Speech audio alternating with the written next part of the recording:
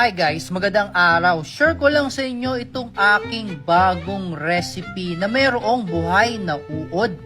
Kitang-kita nyo naman, talagang malulusog ang mga uod na yan. So binilad ko po muna itong ating mga manok hanggang sa matuyo at hanggang sa dapuan ng mga langaw para magkaroon ng uod sa loob. At ito, tingnan nyo, akala nyo walang uod yan. Mayroong nakapasok dito, oh. Kitang-kita ninyo. Ayun, nagagalawan pa sila. Yan yung mga masasarap. Kapag mataba na kasi yung uod, juicing-juicy na yan at talagang lumalasa sa inyong mga kakainin na karne. Ang naisip ko kasing kainin ngayon at lutuin ngayon ay yung manok na may uod. O, ito pa ang chicken breast. Papakita ko sa inyo ang chicken breast na talagang gustong-gusto rin ng mga uod. Ayun, oh. Yun, di ba, oh? Pumasok talaga doon sa loob ng chicken breast yung mga uod. Nako, ang sarap nito. Nakatikim na ba kayo niyan? Ayan, oh. Kitang-kita nyo naman, yummy-yummy, naggagalawan. Yan kasi yung secret recipe namin. Kapag kasi may uod na yan, mas malalasahan mo yung lasa ng karne. At ito po ay manok. Kaya mas malalasahan mo yung manok. At kahit saan mo tignan, may uod yan. Talagang hindi makakaligtas yung mga karne na ibibilad mo. Kahit pa yan ay may takip. Kita-kita rin naman, nilagyan ko pa yan ng net.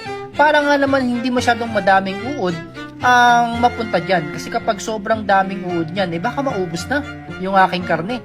So ayun, no, kitang-kita ninyo, nilagyan ko ng konting butas para konting mga langaw lang ang pumasok dyan. At ito na nga, lulutuin na natin ang ating binilad na manok na may uod. Check na muna natin. Ayan. So, buhay na buhay pa yung mga uod natin. Kailangan na-check muna natin kung buhay pa sila. Kailangan kasi ay malusog at buhay yung mga uod. At dyan na muna, habang nagpiprepare ako ng ating mga recipe, ng mga pangsahog sa ating nilaga na manok, hinayaan ko muna doon na magpahangin yung mga uod. At ito na nga, ilagay na natin yung mga manok na may uod. Siyempre naman, kasama rin dyan yung mga uod. Yan kasi yung nagpapalasa. Saktong-sakto, kasyang-kasya sa kaldero ko ang 4 na manok na may uod. O ayun, di ba? Kitang-kita nyo naman, may uod. So halu-haluin muna natin yan para lumasa yung mga sibuyas sa uod. At yan, niluluto na natin at lagyan natin ng tubig para naman mas malasahan natin yung mga uod. Ayun, naglutangan na.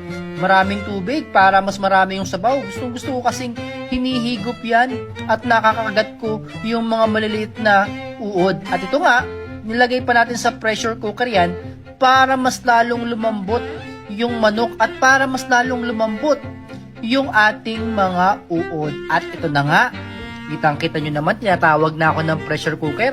Luto na daw ang ating nilagang manok na may uod. O ito na, papakita ko sa inyo kung paano nga ba mag-alis ng nilaga sa ating pressure cooker. Kailangan palamigin nyo muna bago nyo alisin yung takip para nga naman safe lang tayo. At yan, syempre, dahil yan ay nakatornilyo, aalisin nyo po muna yan at ito na, wala. Yummy na yan. Pag natikman nyo to, siguradong hindi nyo makikilala ang sarili ninyo. Yan na yung ating nilagang manok na may uod. Sarap niyan. Grabe, nakakapaglaway. Hindi na ako makatiis. At syempre naman, may sabaw yan. Ito yung ating mga sabaw. May mga naglulutangang uod dyan. Masarap yan higupin habang kumakain. Tara, kain tayo.